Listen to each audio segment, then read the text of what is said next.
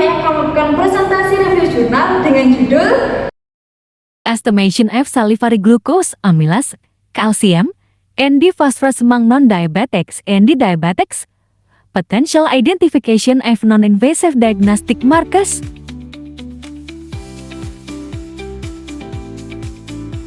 Latar belakang dari penelitian ini adalah penyakit diabetes mellitus atau DM menjadi epidemi global yang prevalensi penderitanya diprediksi akan terus meningkat tiap tahunnya.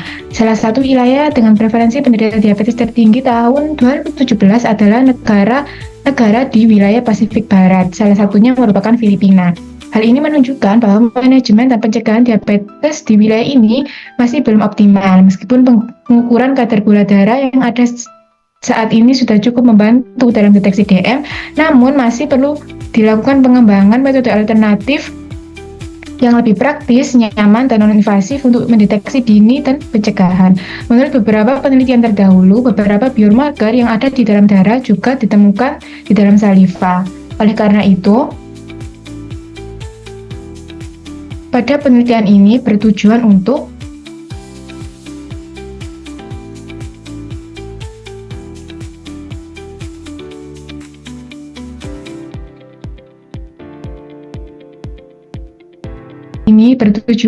membandingkan kadar senyawa-senyawa dalam air liur dengan kadar glukosa darah puasa, kemudian menentukan apakah kadar senyawa-senyawa dalam air liur tersebut dapat digunakan sebagai biomarker untuk mendiagnosis diabetes mellitus tahap dini, dan memastikan apakah saliva dapat menjadi pengganti darah sebagai sampel screening penderita DM non-invasif. Next. Ya, selanjutnya ada tinjauan pustaka. Yang pertama, diabetes mellitus. Diabetes mellitus sendiri adalah penyakit kelainan metabolisme yang ditandai dengan adanya hiperglikemia. Hiperglikemia adalah kadar glukosa yang tinggi dalam darah karena kekurangan insulin atau resistensi insulin ataupun keduanya. Lanjut. Selanjutnya ada glukosa darah puasa.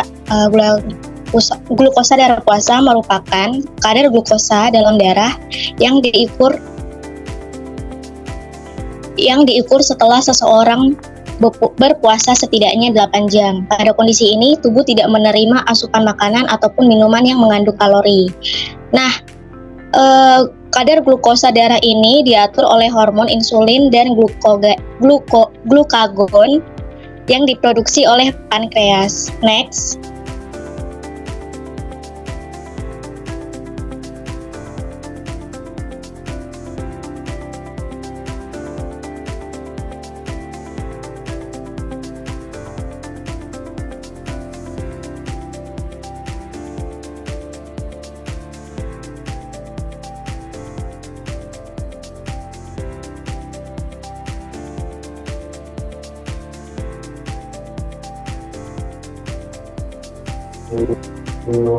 Selanjutnya ada glukosa saliva. Glukosa saliva itu bentuk gula yang terdapat dalam saliva. Peningkatan kadar glukosa darah pada penderita diabetes mellitus menyebabkan kadar glukosa saliva juga menjadi lebih tinggi.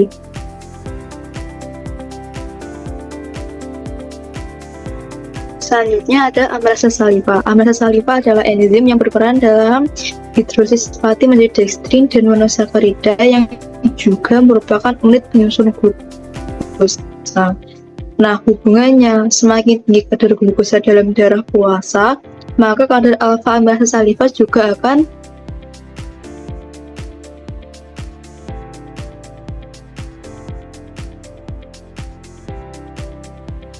Yang terakhir yaitu kalsium dalam saliva. Kalsium dan fosfor dalam saliva merupakan komponen anorganik yang ada dalam saliva. Ketika kadar di dalam saliva meningkat, hal ini diikuti oleh peningkatan kalsium pada saliva tersebut, sehingga mempercepat pembentukan kalsium fosfat yang berperan dalam proses mineralisasi plak gigi.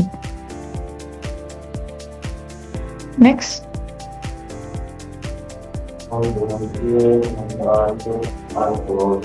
Selanjutnya ada metode penelitian. Yang pertama ada desain penelitian, tempat, dan responden. Penelitian ini menggunakan pendekatan cross-seksional, yaitu untuk mengetahui hubungan kadar glukosa, amilase, kalsium, dan fosfor pada air liur dan serum penduduk terpilih di kota Angeles, Filipina yang menderita diabetes dan non-diabetes. Jumlah responden yang diikutsertakan dalam penelitian ini itu sebanyak 80 orang, yang diantaranya adalah laki-laki penderita diabetes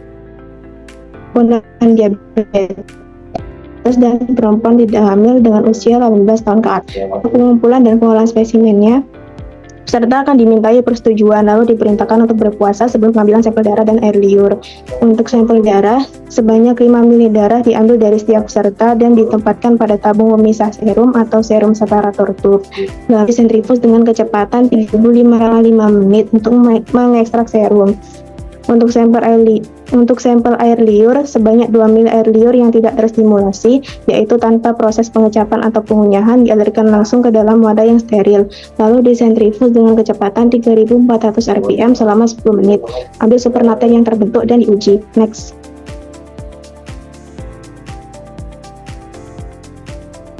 Selanjutnya ada analisis biokimia. Pada sampel serum menggunakan metode enzimatik konvensional untuk mengukur kadar glukosa.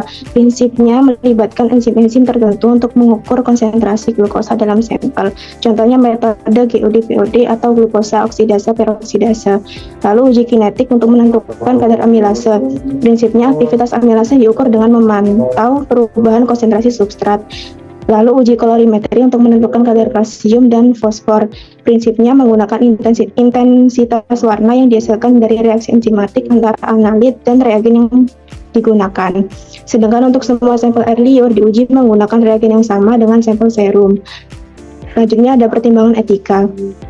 Penelitian ini telah disetujui oleh Angeles University Foundation Center for Research and Development Ethics Review Committee dengan judul Diagnostic Efficiency of Selected Salivary Analytes as Early and Non-Invasive Biomarker of Type 2 Diabetes mellitus.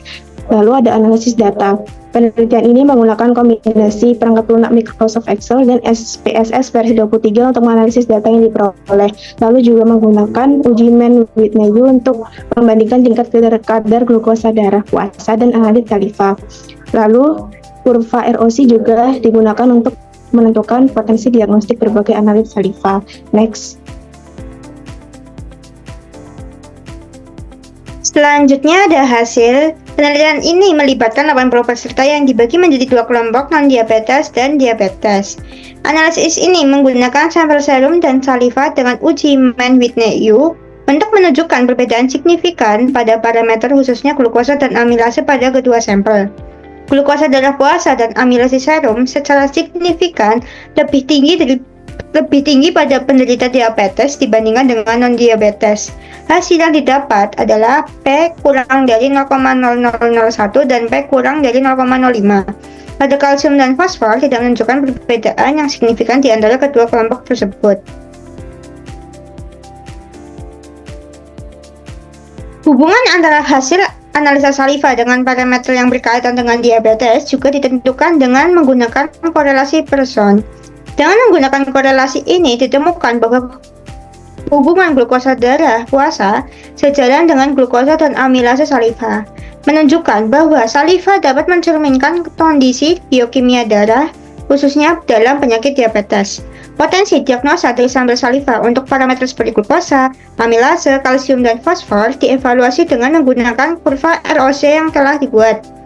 Hal ini menghasilkan nilai area under curve atau AUC yang mengindikasikan glukosa saliva memiliki potensi yang menjanjikan sebagai biomarker untuk diagnosis diabetes ataupun pengukuran kadar glukosa. Next.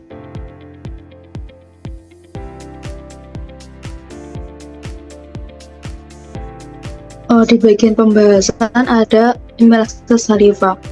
Amilase saliva pada penelitian tersebut itu menyatakan kalau makin tinggi kadar glukosa darah puasa, maka kadar alfa amilase saliva juga semakin meningkat. Nah, penulis itu menjelaskan kalau ada dua alasan mengapa kok meningkat. Yang pertama itu ada perubahan ekspresi amilase pada reseptor siklik adenosin monofosfat atau CAMP di kelenjar parotis. Nah, kelenjar parotis itu adalah kelenjar yang menghasilkan saliva.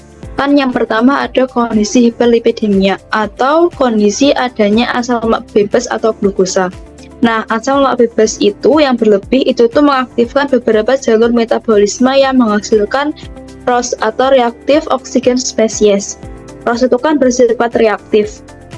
Nah, karena tadi itu jalur metabolisme teraktivasi, jadi ROS itu terproduksi secara berlebihan. Akibatnya terjadi stres oksidatif dan bersifat reaktif.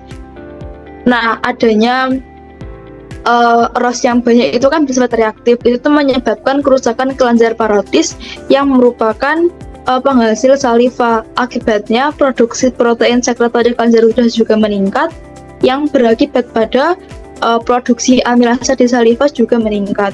Lalu yang kedua ada peningkatan permeabilitas membran dasar HbA1c atau glukosa yang berikatan dengan gugus aminoprotein yang dicerminkan lewat kadar hemoglobin yang tergligasi atau HbA1c dalam darah.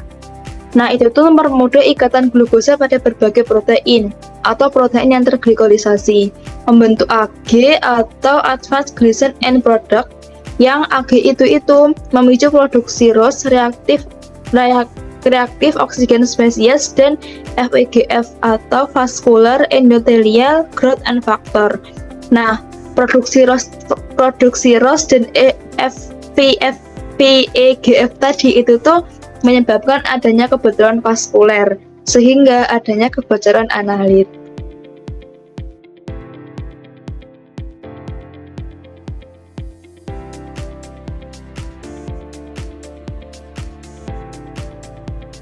Selanjutnya ada pembahasan glukosa saliva. Nah, glukosa saliva ini berkaitan dengan lingkungan oral pasien diabetes mellitus.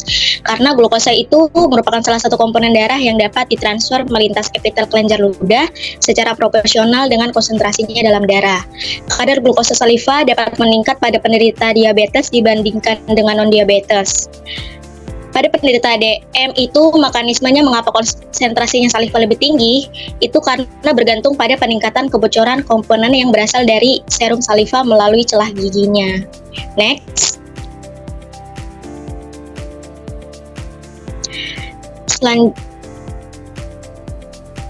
Selanjutnya ada pembahasan tentang kalsium dan fosfor. Nah, saliva ini kan mengandung ion kalsium kombinasi dengan fosfor yang akan membentuk kalsium fosfat berupa materi yang padat. Pada penelitian ini tuh tidak dapat menunjukkan peningkatan atau hubungan yang signifikan antara non-diabetes dan diabetes. Pada penelitian ini itu sedikit lebih tinggi tercatat di antara responden penderita diabetes dan kadar kalsium fosfor serum itu lebih rendah itu karena dapat terjadi menurut beberapa teori itu yang pertama karena penurunan insulin, di mana pada penderita DM ini produksi insulin oleh pankreas itu berkurang, sehingga ketika insulin berkurang kemampuan untuk tubuh menjaga keseimbangan tulang dan kalsium itu terganggu. Terus yang kedua itu mungkin juga disebabkan oleh kekurangan vitamin D. Nah, vitamin D ini kan bekerja sama dengan insulin untuk menjaga keseimbangan kalsium dalam tubuh. Vitamin D ini dapat meningkatkan sensitivitas sel terhadap insulin, sehingga jika kekurangan vitamin D juga dapat menyebabkan kurang keefektifan dalam menjaga keseimbangan insulin. Dan yang terakhir, yang ketiga itu juga mungkin karena pelepasan elektrolit yang terdegradasi. Hal ini mungkin disebabkan oleh pelepasan elektrolit dalam saliva dari protein periodontal yang terdegradasi pada pasien DM tipe 2 dan peningkatan laju aliran saliva. Next.